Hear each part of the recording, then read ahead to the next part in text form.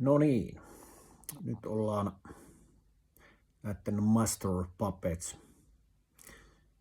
soundipohdintojen äärellä ja ihan ensiksi sellainen asia, että nämä ei ole sitten mitään teknistä hertsitaajuustietoa tai mitään muuta, musaa.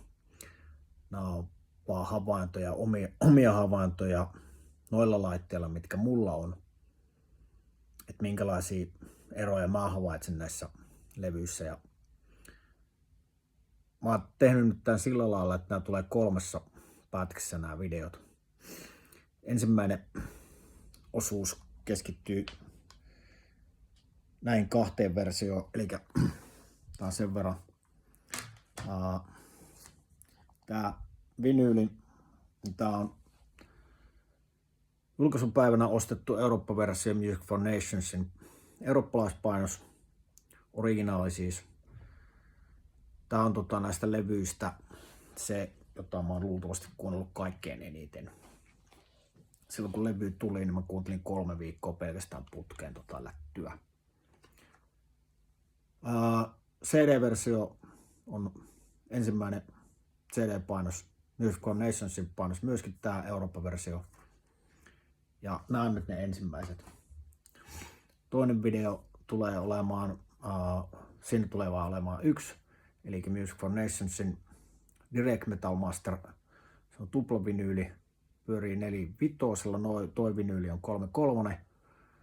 Ja mikäli mä muistan oikein, se on pirun pitkä aika, kun mä oon kuunnellut sitä DMM-versioa, niin se soundaa ihan saatana hyvältä, ja sitten on ne uudet versiot. Mutta joo, näistä sen verran, että edelleenkin mun mielestä nämä originaaliversiot on erittäin niinku käypäisiä. No joo, siis aikansa niinku levyistä, niin tämähän oli niinku ihan helvetin hyvä soundinen lätty kaikkinensa. Mutta että eikä ole aika silleen syönyt terää. Jotenkin tästä vinyylistä, niin siinä on hyvä, kun siinä on sitä alapäätä, alakeskiääntä.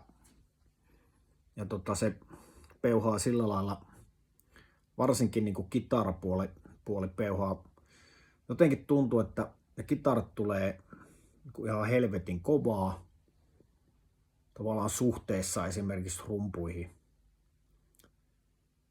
Mutta se on vaan nyt toi äskeinen, jotenkin musta niinku, mulla on niinku semmonen fiilis. Mutta ei ne niinku, siis se ei tarkoita sitä, että ne niinku peittää asiat alleen. Mutta on semmonen mukava alapääpöhinä, joka etenkin jossain The Thing That Should Not Be, jossa on droppivere, niin toimii ihan törkeä hyvin. Ja niin. Ei muuta kuin kuuntelua. Tämä CD-versio, niin varmaan sen aikansa ajalle tyypillisesti, niin tää on paljon niinku kirkkaampi. Tässä jotenkin tulee myöskin noin rummut enemmän tai paremmin esille.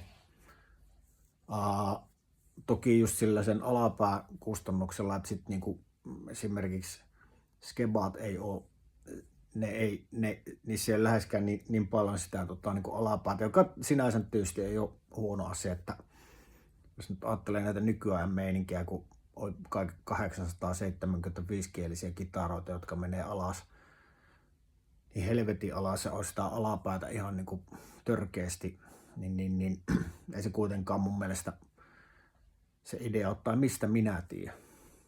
On se jollekin voi olla idea, ja varmaan onkin idea, mutta niinku, tässä musassa niin on se ihan hyvä, että niinku, kitaralla on tilaa, bassolla on tilaa, rummulla on tilaa. Ja ehkä tuo CD-versio tietyllä lailla on pikkasen verran silleen skarpimpi. Ja mutta molemmat käypää kuunneltavaa kampetta. Ostakaa, jos vastaan tulee. En ole tarkistellut hintoja, mitä noissa on, mutta ei tarvitse olla aina nykyaikaan päivitettyä. Ehkä. Niin. Ei oikeastaan sen enempää.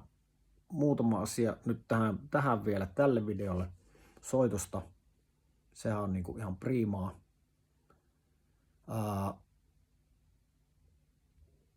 Ton Jaska Pikapellon eli James Hetfieldin